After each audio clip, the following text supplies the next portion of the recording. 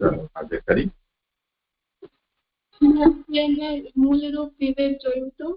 તેમાં સૌથી પહેલા એક પ્રશ્ન આમાં એવું હતું કે જે દુનિયામાં ધર્મ દર્શનોમાં પરસ્પર અનેક વિષયો ઉપર ઘણા બધા મતભેદો મોજૂદ રહ્યા છે.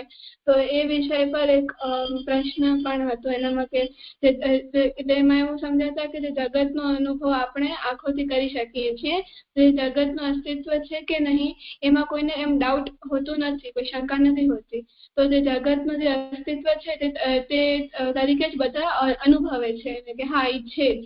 પણ આપણે એમાં પછી જોયું કે આપણે જે સ્વપ્ન જોઈએ છીએ એને આપણે સત્ય નથી માનતા. એટલે કોઈક વ્યક્તિ હોય એ સપનામાં સ્વપ્નમાં પણ પોતાનું જગત અને બધું જોતું હોય, એટલે સ્વપ્નમાં જ ઉઠે, સ્વપ્નમાં જ બધું કરતો હોય, તો હવે એ સ્વપ્નને રિયલ નથી કહેતો અને જગતને રિયલ કહે છે. એટલે અને એવું જ શું કામ કહે છે? એવું પણ થઈ શકે છે ને કે સ્વપ્ન છે તે રિયલ હોય અને જગત છે તે અનરિયલ હોય, એવું પણ થઈ શકે છે. તો એટલે આપણે આ વાત એક કુંભકર્ણના એક્ઝામ્પલ થી સમજાવી છે કે કુંભકર્ણ માટે જે 6 મહિના હતા એ દિવસના હતા અને 6 મહિના હતા એ રાતના હતા. તો અહીંયા એ વાત જેમણે કહી છે એનામાં એ એટલે કહી છે કેમ કે એ લોકો માટે બધું જે પણ છે બધું મગજમાં જ, બધું માઇન્ડમાં જ છે. એટલે આખું સંસાર એમનું માઇન્ડમાં જ આવે છે. એના માઇન્ડ બહાર કઈ નથી એવું કહે છે. આવું ભગવાન બુદ્ધના પણ એમાં આ વાત આવે છે. પછી એવી જ રીતે એવા ઘણા જેમ ભગવાન બુદ્ધનો એવો મત છે એવી રીતે ઘણા બધા બીજા પણ એવા મત છે.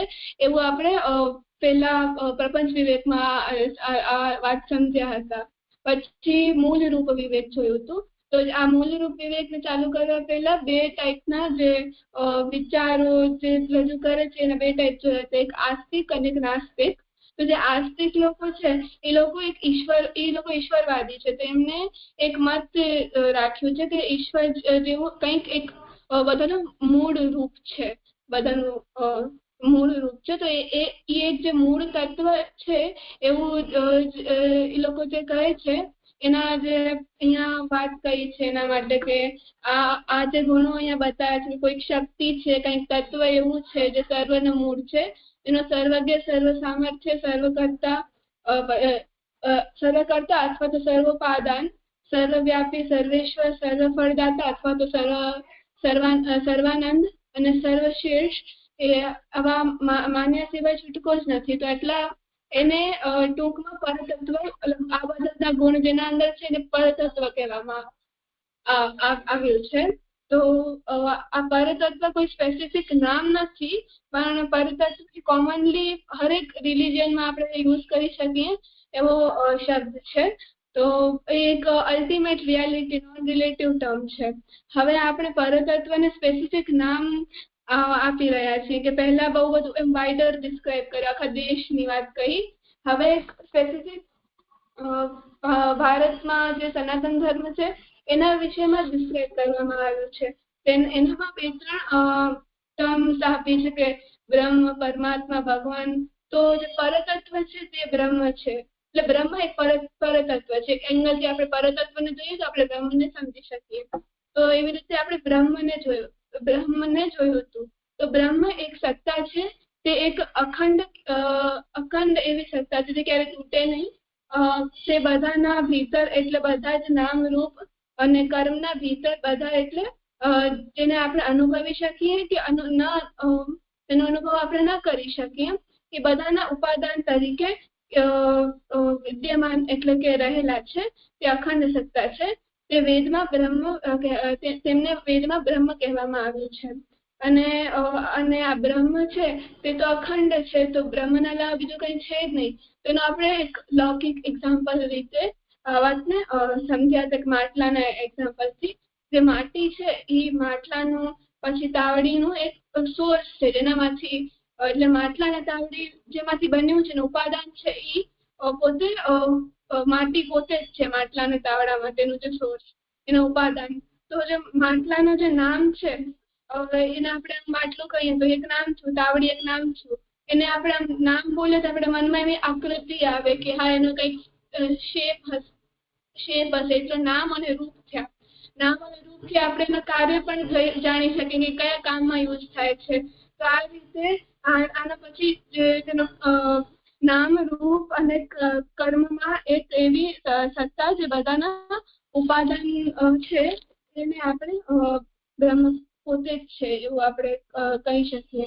તો અનુભવાતા કે ન અનુભવાતા બધા જ નામ રૂપ અને કર્મના ઉપાદાન થયા અખંડિત જે છે તેમને વેદ ઉપનિષદમાં બ્રહ્મ કહેવામાં આવ્યું છે. પરતત્વને એક એંગલથી જોઈએ તો તે બ્રહ્મ પોતે જ છે. આ વાત જોઈએ. સારું કર્યું.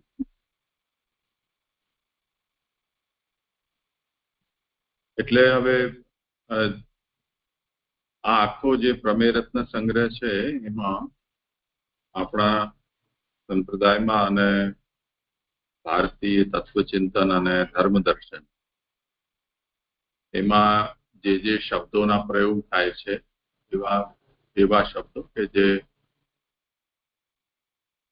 અંગ્રેજીમાં જેને કહીએ ટેકનિકલ ટર્મ્સ,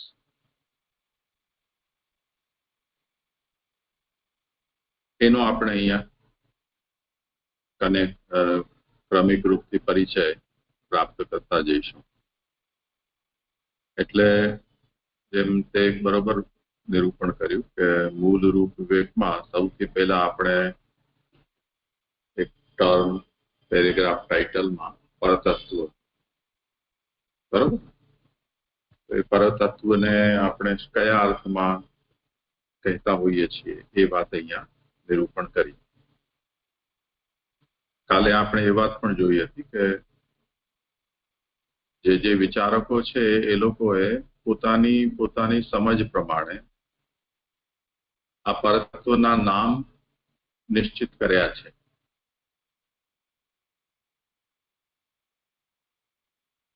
પણ જે પણ નામ એમણે નક્કી કર્યા છે એને એ લોકો પરતત્વ કહેવામાં કોઈ જાતનો વાંધો લે એવું નથી. એટલે એ લોકોના જે સ્પેસિફિક નામ છે, એટલે ગોડ, અલ્લાહ કે રામ, કૃષ્ણ, શિવ, શક્તિ કે અહુર મસ્ત કે યહોવા, આવા બધા એ લોકોએ નામ આપેલા છે. તે સિવાય દુનિયામાં એવા ઘણા બધા ધર્મો છે કે જે નાના નાના કબીલાઓમાં કે સમાજ જ્ઞાતિની અંદર વર્ષોથી ચાલતા આવ્યા છે. જેમ આફ્રિકા પ્રદેશમાં આપણે જઈએ તો 200-500 પ્રકારના ધર્મો આપણને ત્યાં જોવા મળે. ભારતના પણ આદિવાસી ક્ષેત્રોમાં આપણે જઈએ તો એમના પણ અનેક કેટલા ભારતના પ્રદેશો છે અને જેટલી આદિવાસી પ્રજાતિ છે દરેકના પોતાના કોઈને કોઈ દેવતા છે. ને એ લોકો દરેકે પોતે એના કોઈને કોઈ નામ, રૂપ, ગુણ નિર્ધારિત કરેલા છે. પણ એ બધાનું આપણે સંકલન કરીને આપણે એ લોકોને કોન્ફરન્સ બોલાવીને એમ કહીએ કે ભાઈ તમે જેને પણ આ નામથી ઓળખો છો એને પરતત્વ કહી શકાય કે નહીં, તો કોઈને પણ વાંધો નહીં, બધા જ સંમત થઈ જશે. એટલે પરતત્વ છે એ એક ન્યુટ્રલ ટર્મ છે. એ દરેક આસ્તિક છે એને માન્ય હોય, સ્વીકાર્ય હોય તે જાતનું. પછી એનું નામકરણ જે રીતે પણ કરવામાં આવતું હોય એવી રીતે આપણું જે વેદાંત ચિંતન છે, એટલે વેદના આધારિત જે ચિંતન છે, એમાં પરતત્વની બ્રહ્મ એ ન્યુટ્રલ સંજ્ઞા છે, એની ઓળખ છે, ઇમ્પર્સનલ નેચર છે. એટલે હું કે તું, આપણી આસ્થા ગમે તેમાં હોય, આપણી અનુભૂતિ ગમે તેમાં હોય, પણ પરતત્વ આપણે આનંદથી કહીને આપણે કોઈ કોમન ચર્ચા કરી શકીએ. તો એ વાત આપણે જોઈએ અને એમાં એ પરતત્વના કયા કયા ગુણધર્મો હોઈ શકે કે જે ગુણધર્મો મોટે ભાગે બધાને માન્ય હોય તે જાતના, એ આપણે અહીંયા જોયું. એના પછી આપણે હવે એને બ્રહ્મમાં, હવે આ જે છે એ થોડો એનો સ્કોપ અહીંયા નેરો થઈ રહ્યો છે કે પરતત્વને આપણે ત્યાં બ્રહ્મ કહેવામાં આવે છે. તો આપણે તો બ્રહ્મને પરતત્વ અને પરતત્વને બ્રહ્મ કહી શકીએ, એમાં આપણને કોઈ સમસ્યા નથી. પણ બ્રહ્મનું જે કેરેક્ટરિસ્ટિક છે એ કેરેક્ટરિસ્ટિક જે જાતની છે એટલે કે વ્યાપકતા, સર્વવ્યાપી હોવું, એ કેરેક્ટરિસ્ટિક બધા લોકો સ્વીકારતા નથી. એટલે દુનિયાના તમામ ધર્મોને આપણે પૂછીએ તો એ લોકો પોતાના ઈશ્વરને વ્યાપક તરીકે માને એવું આવશ્યક નથી. તે જ રીતે એ બ્રહ્મને જેવી રીતે આપણે પ્રપંચ વિવેકમાં અને જીવ વિવેકમાં જોઈ ગયા કે બધાનું ઉપાદાન છે. માટલું જેવી રીતે માટીમાંથી બને કે માટીનું બને, એવી રીતે એનું ઉપાદાન છે જે પાછું પોતાના કાર્યની અનુસ્યુત રહે. એટલે એ નિમિત્ત પણ છે અને ઉપાદાન પણ છે.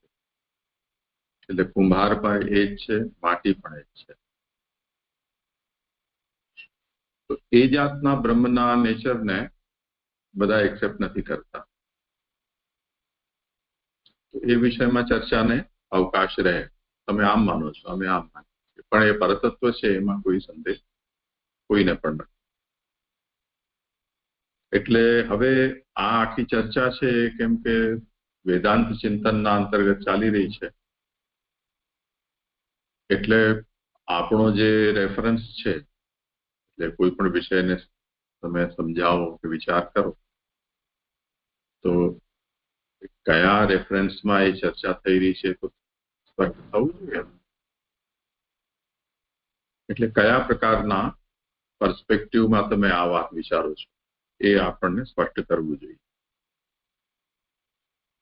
તો હવે આપણે વેદાંતને સ્પેસિફાઈ કરી દીધું કે અમે જે કંઈ પણ ચર્ચા કરીશું એ વેદાંતના સર્કલમાં અમે ચર્ચા કરીશું. વેદાંત એટલે ઉપનિષદ અથવા ઉપનિષદ આદિ આપણા તત્વશાસ્ત્રો, ભારતીય તત્વશાસ્ત્રો. તો પરતત્વની ચર્ચા ઉપનિષદ વગેરે ભારતીય તત્વશાસ્ત્રોમાં કઈ રીતે કરવામાં આવ્યું છે એનું નિરૂપણ એ હવે આપણી સબ્જેક્ટ મેટર છે. તો હવે બીજા લોકો જે કંઈ પણ કહેતા હોય એ લોકોનો વિષય છે. આપણે એમની ન તો આ પાડીએ છીએ ન ના પાડીએ છીએ.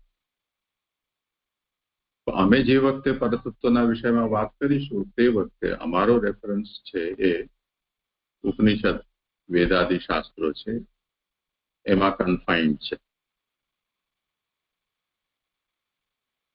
તો હવે આપણે અહીંયા વેદ ઉપનિષદમાં બ્રહ્મ કહેવામાં આવ્યું છે. આ જે આપણે શબ્દ લખ્યો છે એ લખવા પાછળનો હેતુ શું કે આનો સ્કોપ ડિફાઇન કરવો. કેમ કે માની લો કે કોઈ વ્યક્તિ આ વાંચે અને એમાં જો આ શબ્દ ન હોય કે વેદ ઉપનિષદમાં બ્રહ્મ કહેવામાં છે, એની જગ્યાએ એક અખંડ સત્તાને બ્રહ્મ કહેવામાં આવ્યું છે, એવું જો સેન્ટેન્સ હોય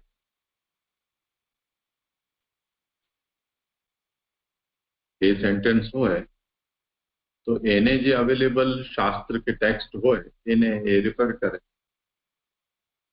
અને એમાં એ જુએ કે આમાં તો કાંઈ બ્રહ્મ શબ્દ મળતો નથી, તો એ મિસગાઈડ થાય. એટલે આ આખો વિચાર છે એ ઉપનિષદ આદિ જે ભારતીય તત્વશાસ્ત્ર છે એના ફોકસમાં આપણે આ બધો વિચાર કરી રહ્યા છીએ. આ વાત ફિક્સ છે. ઠીક છે ને? હવે જુઓ કે આપણે જે શબ્દ વાપર્યો છે એમાં ઉપનિષદ આદિ અથવા વેદ આદિ. આદિ શબ્દનો મતલબ શું? જે શબ્દના પાછળ આદિ વપરાય એનો અર્થ ત્યાંથી શરૂ કરીને એનો સમાસ કેવી રીતે છૂટો પડે કે ઉપનિષદ છે આદિમાં જેના એવા શાસ્ત્રો. જેમ હું પૂછું કે ભક્તિ આદિ આવી ગયા, તો મારો પૂછવાનો શું મતલબ છે કે જે અધ્યયનમાં બેસે છે એમાં ભક્તિ છે આદિમાં જેના, એટલે ભક્તિથી લઈને જે અન્યો છે તે બધા આવી ગયા એમ હું કહેવા માંગુ છું. તો આ જે ચર્ચા છે એ ઉપનિષદ આદિ ભારતીય તત્વશાસ્ત્ર અથવા ઉપનિષદ આદિ શાસ્ત્ર, શાસ્ત્ર જેના માટે શબ્દ વપરાવામાં આવે છે તે બધા અહીંયા સમજવાના છે. તો હવે બીજો જે મુદ્દો છે એના ઉપર ધ્યાન આપો, પરમાત્મા.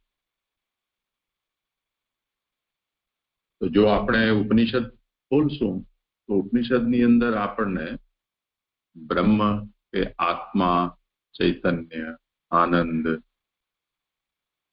તત્, સત આવા શબ્દો મળશે. પરમાત્મા શબ્દ આપણને ઉપનિષદમાં નહીં મળે. તો હવે આપણે જ્યારે કંઈ પણ બોલીએ છીએ કે નિરૂપણ કરીએ છીએ એમાં પરમાત્મા શબ્દનો તો ખૂબ ઉપયોગ થાય છે. હાલમાં આવ્યું ને એ જ રીતે ભગવાન આ શબ્દનો પણ ખૂબ ઉપયોગ થાય છે. તે પછી ભગવાનના જે કંઈ પણ પરમાત્મા, બ્રહ્મ કે ભગવાનના જે તે નામ આપણે નિશ્ચિત કરીએ આપણા, એટલે એમનું એવું રૂપ કે જેની આપણે આરાધના કરતા હોઈએ કે ધ્યાન કરતા હોઈએ. તો એ રામકૃષ્ણ, શિવ, દેવી આ બધા નામો પણ એના છે. પણ બધા શાસ્ત્રમાં આપણને એ બધા તત્વો કે નામો આપણને મળતા નથી. છૂટું છૂટું બધું મળે છે. તો જ્યારે આપણને કોઈક શાસ્ત્ર ઉપાડીએ, દાખલા તરીકે શિવ પુરાણ ઉપાડીએ, શિવ પુરાણમાં આપણને કૃષ્ણ ન મળે, એટલે પરતત્વ તરીકે કૃષ્ણ ન મળે. તે જ રીતે દેવી પુરાણ ઉપાડીએ આપણે, દેવી પુરાણની અંદર રામ ન મળે આપણને પરતત્વ તરીકે. તો તે સ્થિતિમાં આપણને જો એક પરિભાષા આપણે એની નિશ્ચિત કરી દીધી હોય કે પરતત્વ તો આ જ છે, આના સિવાય બીજું કંઈ નથી, તો તે સ્થિતિમાં તે શાસ્ત્ર જે નિરૂપણ કરી રહ્યા છે એનો અર્થ કેવી રીતે સમજ? એટલે આપણે અત્યારે આપણી પાસે અવેલેબલ સોર્સ જેટલા પણ છે નોલેજના આ વિષયના, એ બધામાં પરતત્વને કઈ રીતે નિરૂપણ કરવામાં આવી રહ્યું છે, કયા નામથી એના માટે કઈ સંજ્ઞા વાપરવામાં આવે છે, એ આપણે આની અંદર જોવાનું છે. પછી એનો સમન્વય આગળ જઈને કરવામાં આવશે કે બધા આ બધું અલગ અલગ છે કે એક જ છે, કે આમાંથી કઈ તારતમ્ય છે, કોઈ શ્રેષ્ઠ છે, કોઈ અશ્રેષ્ઠ છે વગેરે. સમજાય ને? હવે પરમાત્માનો ચેપ્ટર વાંચો. પરમાત્મા જીવાત્માની તુલનામાં તે પરમ તત્વ કે બ્રહ્મને પરમાત્મા પણ કહેવામાં આવે છે. તે એક એવો એટલે આમાં જીવાત્માના કમ્પેરિઝનમાં એમ કહેવામાં આવે છે કે જે પરમ તત્વ છે તે પરમાત્મા, એને પરમાત્મા પણ કહેવામાં આવે છે. જે પરમ તત્વ બ્રહ્મ છે એને જ પરમાત્મા કહેવામાં આવે છે. કેવી રીતે?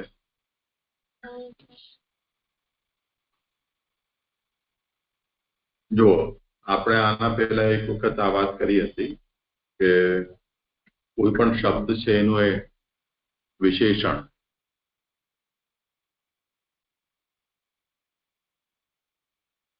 એનું કામ વ્યાવર્તન કરવાનું છે. એટલે જેમ આપણે કોઈ પણ ચિત્ર બનાવીએ, એ ચિત્રની એક રેખા બનાવી દઈએ, લાઇન આર્ટ જેને કહેવાય. તો એ લાઈનથી આપણે શું બનાવી રહ્યા છો એ લાઈનની અંદર અને બહાર બે બાજુથી એ ડિસ્ટિંક્ટ થઈ જાય કે આના રેખાના ભીતર જેટલું છે એટલું વિષય છે, એના બહારથી અલગ છે. એને જુદું કરવા માટે આપણે રેખા બનાવી. જેમ દડો બનાવ્યો તો એક ગોળ બનાવી દીધો, તો એ રેખા છે એ એનું વ્યવચ્છેદક થઈ, એટલે એને ડિફાઇન કરનારી. હોઈ શકે કે એના આજુબાજુ ઘણું બધું હોય, એના બેકગ્રાઉન્ડમાં પણ ઘણી બધી વસ્તુ હોય, પણ આપણે એક ગોળ રેખા બનાવી દીધી, એ એને ડિફાઇન કરનારી થઈ ગઈ. હવે જે શબ્દ છે એ અહીંયા ધ્યાન આપ, પરમ આત્મા. એક શબ્દ છે આત્મા. આત્મા શબ્દ આપણે આપણી જે આપણો અંદર જે ચૈતન્ય છે એના માટે પણ વાપરીએ છીએ, અને આપણે બધાને બનાવનારો આપણો નિયામક છે એના માટે પણ વાપરીએ છીએ. બંને માટે આત્મા શબ્દ. તો ત્યારે તમે કયા અર્થમાં વાપરો છો, કોના માટે આત્મા શબ્દ વાપરો છો, એ કેમ નક્કી થાય? તો એનો આપણે ઉપાય બતાવ્યો કે એના આગળ પાછળ કંઈક એવું જોડી દો કે જેનાથી એ સ્પષ્ટ થઈ જાય કે આ આત્મા કઈ. તો જેમ આપણી આત્માની વાત થતી હોય તો આપણે એક શબ્દ વાપરી દઈશું કે જીવાત્મા, અને આપણા સિવાયની આત્મા, આપણાથી ઉપરની કોઈ આત્મા ઉપર હોય તો આપણે એમ કહીશું કે પરમાત્મા. તો જીવ આ વિશેષણ થયું, આત્મા. પરમ એ વિશેષણ થયું. એ વિશેષણ જે છે એ વ્યાવર્તક પણ છે, એટલે બીજી કે પોસિબિલિટી છે આત્મા શબ્દની અર્થની, એને કેન્સલ કરે છે કે જ્યારે પરમાત્મા કહી દીધું તો વાત ખતમ થઈ ગઈ, પછી મારી કે તમારી વાત નથી થઈ રહી. સમજાય ને? એને વ્યાવર્તક કહેવાય. એટલે બીજી પોસિબિલિટી છે એને કેન્સલ કરનારું વિશેષણ છે. તે જ રીતે જે બીજાને કેન્સલ કરે છે એ પોતાને ડિફાઇન પણ કરે છે. તો પરમાત્મા, એમાં પરમ જે વિશેષણ છે એ જીવાત્માને નિષેધ કરે છે, અને જેને આપણે ઈશ્વર કહીએ છીએ, જગત સૃષ્ટા છે કહીએ છીએ, નિયામક છે, એને ડિફાઇન કરે છે. તો હવે જુઓ, હવે ચર્ચા આપણે પેલે પરતત્વથી શરૂ કરી. પરતત્વને બ્રહ્મ કહેવાય છે એ વાત નિશ્ચિત થઈ ગઈ. ઉપનિષદ એને વેદ બ્રહ્મ કહે છે. હવે એ જ બ્રહ્મને, એ જ પરતત્વને પરમાત્મા પણ કહેવામાં આવે છે. ત્યારે કે જ્યારે આત્માના રિલેશનમાં બ્રહ્મ તત્વની ચર્ચા થતી હોય ત્યારે.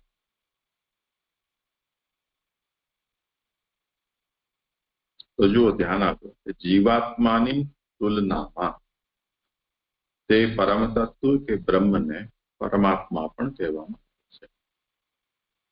હવે જે વખતે માની લો કે આને આપણે કેવી રીતે સમજીએ કે જેમ તમે રમતા હોય એમાં કોઈ એવી રમત હોય કે જે રમતમાં કેપ્ટનની જરૂર હોય. કેપ્ટન કોઈ અલગ જીવાત્મા તો છે નહીં, રમનારાઓ છે એમાંથી જ કોઈક એક વ્યક્તિ કેપ્ટન બનશે. તો રમતની અંદર તમે નક્કી કર્યું કે આ વ્યક્તિ કેપ્ટન છે. જ્યાં સુધી રમત ચાલશે ત્યાં સુધી એ કેપ્ટન તરીકે ઓળખાશે, એ કામ કરશે.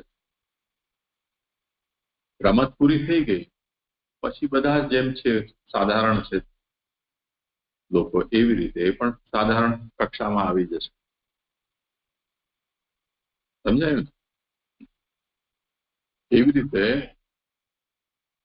જીવાત્મા અને પરમાત્મા આ શબ્દનો પ્રયોગ ક્યારે થશે કે જ્યારે આ સૃષ્ટિની રમત બ્રહ્મ કરી રહ્યો છે. એટલે બ્રહ્મે જીવાત્માને સર્જ્યા છે. હવે સર્જ્યા છે તો પ્રશ્ન થશે કે આ પણ આત્મા છે, આ પણ આત્મા છે. જેણે સર્જ્યા છે એ પણ આત્મા છે, જે સર્જાયા છે એ પણ આત્મા છે. તો જેણે સર્જ્યા એને આપણે કહીશું કે આ પરમાત્મા છે. થઈ ગયું સ્પષ્ટ? તો જીવાત્માની તુલનામાં પરમ તત્વ કે બ્રહ્મને પરમાત્મા પણ કહેવામાં આવે છે. હવે ધારો કે બ્રહ્મ આ લીલા સૃષ્ટિ છે એને પોતાની અંદર સમાવી લીધી, કોઈ રહ્યું જ નહીં, હવે જીવાત્મા જ ન બચી. તો જો જીવાત્મા જ ન બચી તો પરમાત્મા શબ્દ પોતાનો મિનિંગલેસ થઈ ગયો. પરમ જે શબ્દ છે એ કોઈકના રિલેશનમાં પરમ શબ્દ આવ્યો, હવે તો એ એકલો જ છે તો શું પરમ? એનો શું મતલબ? માની લો તમે રમતા હો અને કોઈ કેપ્ટન બન્યો, 5 જણાની ટીમ છે, એમાં 1 જણો કેપ્ટન બન્યો. કંઈક એવું થયું કે 4 જણા ભાગી ગયા, બોલો એક જ બચ્યો. હવે એ કે હું કેપ્ટન છું, તો કોઈ પૂછે ને કોનો કેપ્ટન? કેપ્ટનશીપ કોઈકના રિલેશનમાં છે. જો તમે કોઈને ઉપર રૂલ ન કરી શકો કે કોઈને તમે ડાયરેક્ટ ન કરી શકો તો કેપ્ટન કઈ વાતના? એવી રીતે જયારે જીવાત્મા રહે જ નહીં તો પરમાત્મા પણ ન રહે. જેમ બાપ કે દીકરા, ધારો કે એવું થાય કે દીકરાઓ કોઈ કારણથી એમનું મૃત્યુ થઈ ગયું, તો જે પેલે બાપ હતો એ હવે બાપ રહી જાય? કેમ કે બાપ તો સંતાનના રિલેશનમાં બાપ છે. સંતાન જ ન હોય તો બાપ છે કોનો બાપ? એવી રીતે તો અહીંયા જે કહ્યું કે જીવાત્માની તુલનામાં એ પરમ તત્વ કે બ્રહ્મને પરમાત્મા પણ કહેવામાં આવે છે. હવે થયું આ કરો. તે એક એવો સર્વાત્મા છે કે જે સર્વ આત્માઓથી શ્રેષ્ઠ છે, પર છે, સર્વની ભીતર બિરાજતો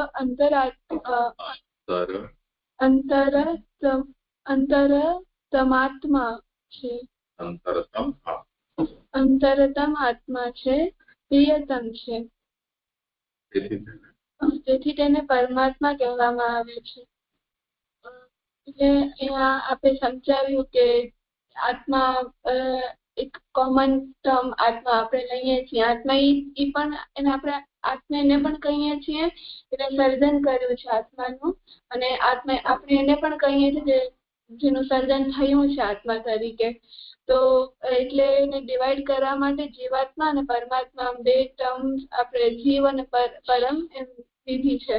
તો અહીંયા એ સમજાવે છે કે જે પરમાત્મા છે એ સર્વથી ઉત્તમ છે, એટલે કે કોઈ એક એવી જીવાત્મા છે જેનાથી ઉત્તમ કોઈ છે જે શ્રેષ્ઠ છે, એવો સર્વાત્મા છે, એ બધાની આત્માઓમાંથી શ્રેષ્ઠ છે, આત્માઓથી શ્રેષ્ઠ છે, પર છે, પછી સર્વની ભીતર બિરાજે છે.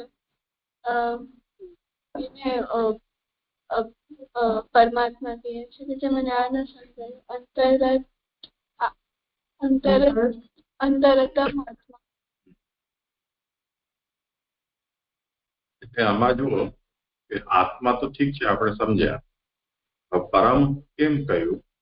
પરમ શબ્દ જે અર્થમાં આના માટે વાપરવામાં આવી રહ્યું છે એ અહીંયા સમજાવ્યું છે કે એ જે આત્મા છે એ કેવી છે કે જે સર્વાત્મા છે. સૌથી પહેલા સર્વાત્માનો મતલબ બધાની આત્મા, આત્માની પણ આત્મા. સર્વ શબ્દથી આત્મા સમજવાની, જેટલી પણ જીવ છે તે જીવજાત માત્ર. સર્વાત્મા મતલબ એ બધા જીવોની પણ આત્મા છે. આ એક અર્થ, એટલે એ પરમાત્મા છે. બરોબર? પછી સર્વ આત્માઓથી શ્રેષ્ઠ છે.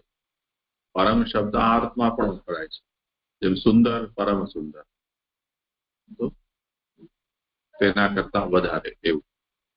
પછી પર છે, શ્રેષ્ઠ છે એટલે પર, શ્રેષ્ઠતા પાછી પર શબ્દનો વપરાય છે. પછી બધાની ભીતર બિરાજતો અંતરાત્મા છે, અંતરતમ આત્મા છે. અંતરતમ આત્માનો અર્થ એવો છે કે જેમ આપણું અંતઃકરણ છે એના માટે પણ આત્મા શબ્દનો પ્રયોગ થાય છે.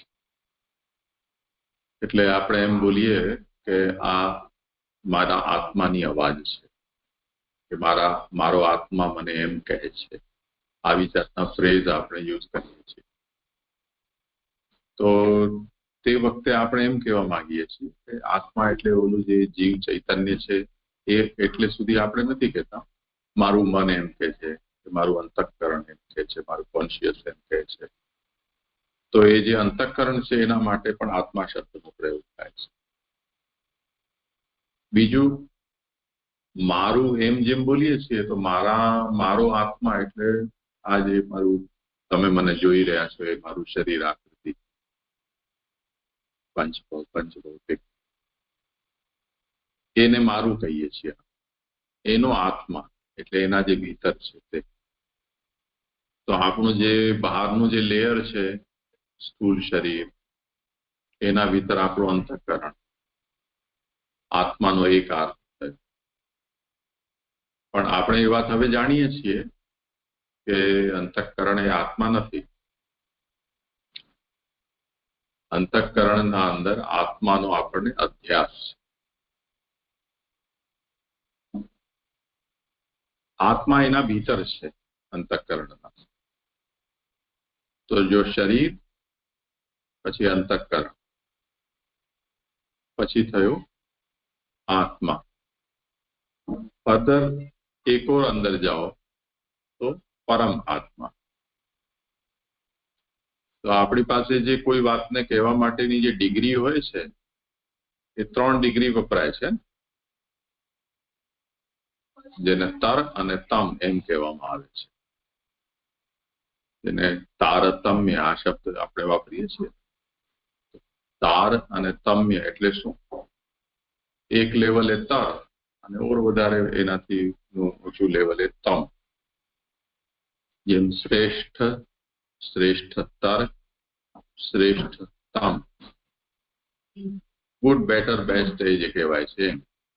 તો શ્રેષ્ઠ એટલે ગુડ, શ્રેષ્ઠતર એટલે બેટર. એ જે બેટરમાં જે ટર છે એ તર જ છે આપણો સંસ્કૃતનો. એ જ અંગ્રેજીમાં ER આવેલો છે. અને તમ એ બેસ્ટનો જે ત છે તે. તો હવે અહીંયા જુઓ કે અંતરતમ આત્મા, આમાં જે તમ જે છે સુપરલેટિવ છે. તો જે અંતર, અંતરતર અને અંતરતમ. તો શરીર એક આપણું ખોખો છે એમ સમજો. એ ખોખાની અંદર અંતઃકરણ આપણું એ અંતર થયું હે ને. એના ભીતર આત્મા છે તો અંતરતર થયું. હજી એક ઓર અંદર જાઓ તો પરમાત્મા મળ્યું તો અંતરતમ. આવ્યું સ્પષ્ટ? તો સર્વની ભીતર બિરાજતો અંતરતમ આત્મા છે એટલે આ પરમાત્મા છે. બીજું પ્રિયતમ છે એટલે જેને આપણે જેટલી વસ્તુને ચાહીએ છીએ જેમાં જેને સૌથી વધુ આપણે ચાહીએ છીએ તેવો છે. ફરીથી તમ છે ને, તો પ્રિય, પ્રિયતર અને પ્રિયતમ. જેમ આપણને કપડામાં કઈ આગ લાગી તો આપણે કપડાને ફેંકી દીધો, કેમ કે પ્રિય છે પણ એને કારણે આપણે દાઝી જઈએ એટલો પ્રિય નથી, તો આપણે એને કપડાને ફેંકી દઈએ છીએ. પછી આપણું શરીર છે. માની લો કે આગ લાગી તો આપણે કઈ તલવાર લઈને હાથને કાપી નથી દેતા, હાથમાં કંઈક પડ્યું તો એને આપણે બુજાવી દઈએ છીએ, કેમ કે એ પ્રિય નથી, પ્રિયતર છે એમ. અને ઓર પ્રિય એનાથી પણ સર્વાધિક પ્રિય, તો પ્રિયતમ. તો એ પ્રિયતમ હોવાથી એને પરમાત્મા કહેવાય છે, તેથી તેને પરમાત્મા કહેવામાં આવે છે. તો આ પરમાત્મા શબ્દના પ્રયોગ આટલા કારણે આના માટે કરવામાં આવે છે, એટલું અહીંયા આપણે જોયું. આગળ જોઈ લો. પરતત્વના પરમાત્મા હોવાના પાસાનું નિરૂપણ ખાસ કરીને ગીતા વગેરે શાસ્ત્રમાં કરવામાં આવ્યું છે.